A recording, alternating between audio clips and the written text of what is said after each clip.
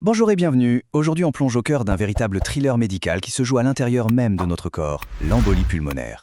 C'est l'histoire d'un voyage incroyable et périlleux, celui d'un simple caillot de sang qui, soudain, se transforme en une menace mortelle. Alors, la grande question qu'on va se poser est la suivante. Comment est-ce qu'un problème qui démarre tranquillement dans une jambe de dégénérer aussi vite et devenir une urgence absolue pour le cœur et les poumons? C'est ce mystère qu'on va tenter de percer ensemble. Pour comprendre, il faut savoir que notre histoire commence bien loin de la poitrine. Non, tout démarre dans le plus grand silence, au plus profond des veines, avec la naissance d'un voyageur aussi discret que dangereux. Voilà, tout part de là, la thrombose veineuse profonde, la TVP comme on l'appelle. En gros, un caillot de sang se forme dans une veine, le plus souvent dans une jambe. À ce stade, le danger est complètement latent. Il n'y a souvent aucun signe d'alerte. C'est vraiment un ennemi qui se prépare dans l'ombre. Et puis, c'est le drame. Ce voyageur silencieux, ce caillot, il décide de se mettre en mouvement. Et sa destination, c'est le pire endroit possible. Il se dirige tout droit vers un carrefour vital du corps, provoquant une véritable collision. C'est ici que tout bascule. Le caillot se détache, il navigue dans la circulation sanguine et, paf, il vient se coincer dans l'artère pulmonaire. C'est ça l'embolie pulmonaire. Il faut vraiment s'imaginer une autoroute vitale et là, un énorme obstacle qui bloque toutes les voies. Le trafic, c'est-à-dire le sang qui transporte l'oxygène, ne peut tout simplement plus passer. Et là, c'est une véritable réaction en chaîne qui se met en place, et elle est dévastatrice. D'abord, le caillot bloque l'artère. Résultat immédiat, le taux d'oxygène dans le sang s'effondre. Le ventricule droit du cœur, dont le travail est de pousser le sang vers les poumons, se retrouve face à un mur.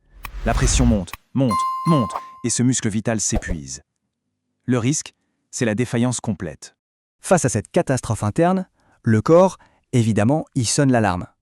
Le problème, c'est que les indices sont parfois très discrets. Pour les médecins, ça devient une véritable enquête, une course pour trouver le coupable. Alors, quels sont ces fameux indices? Le plus souvent, ça se passe au niveau de la respiration. L'essoufflement qui arrive d'un coup, la dyspnée, c'est vraiment le signal numéro 1. Ça touche 80% des patients, c'est énorme. Viennent ensuite la douleur dans la poitrine et la toux. Ce trio, c'est en quelque sorte le signal d'alarme principal. Mais, et c'est là que ça se complique sérieusement, les premiers examens peuvent être totalement trompeurs. Imaginez, dans près d'un cas sur 3, l'électrocardiogramme et la radio des poumons semblent parfaitement normaux, alors même que l'urgence est bien là. C'est ça qui rend l'embolie pulmonaire si redoutable et si piégeuse pour les médecins. Du coup, il faut chercher d'autres pistes. La tachycardie, par exemple, c'est quand le cœur s'emballe. C'est un signe qu'on retrouve dans la quasi-totalité des cas. Mais il y a un autre signe beaucoup plus grave qui est un véritable drapeau rouge, la syncope. Une perte de connaissance, même si elle est très courte. Si ça arrive, ça veut dire que le cœur et le cerveau sont en grande souffrance. Là, le pronostic vital est engagé.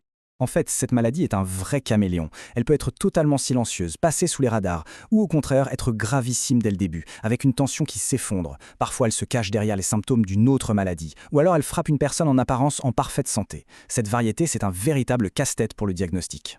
Alors, une fois que le diagnostic est posé, ou même juste fortement suspecté, c'est le début d'une course effrénée contre la montre. Chaque minute qui passe est absolument cruciale pour éviter le pire. Le message de tous les spécialistes est sans appel. Et il est résumé ici. Il s'agit d'une urgence. Pas une petite urgence, une urgence médicale absolue. Ça veut dire que dès qu'on y pense, tout le système de soins se met en alerte maximale. Le temps n'est plus un allié, c'est l'ennemi numéro 1. Mais pourquoi une telle précipitation? Eh bien, regardez ce chiffre, 50%. Sans un traitement efficace, le risque de faire une nouvelle embolie, souvent bien pire, dans les jours qui suivent est d'une chance sur 2. C'est tout simplement inacceptable. Et puis il y a le chiffre qui fait le plus peur, celui de la mortalité. Si on la laisse évoluer sans rien faire, l'embolie pulmonaire tue dans 25% des cas. Une personne sur 4. C'est une statistique brutale qui montre bien à quel point la situation est grave. Mais, et c'est un très grand mais, l'intervention médicale change radicalement la donne. Avec un traitement anticoagulant rapide et bien mené, ce taux de mortalité s'effondre de manière spectaculaire. Il passe à environ 5%. C'est la preuve éclatante de la puissance de la médecine d'urgence. Bon alors, concrètement, comment on agit? L'arsenal est assez clair. L'arme numéro 1, c'est l'héparine, administrée immédiatement pour stabiliser la situation et empêcher le caillot de grossir. Ensuite, pour une protection sur le long terme, les antivitamines K prennent le relais. Et dans les cas les plus critiques, on a des médicaments surpuissants, les fibrinolytiques, dont le but est de dissoudre le plus vite possible le caillot qui bloque tout. Le traitement d'urgence sauve des vies, c'est un fait. Mais après la crise, après la tempête, une nouvelle vie commence. Une vie où il faut apprendre à composer avec ce risque devenu un compagnon silencieux.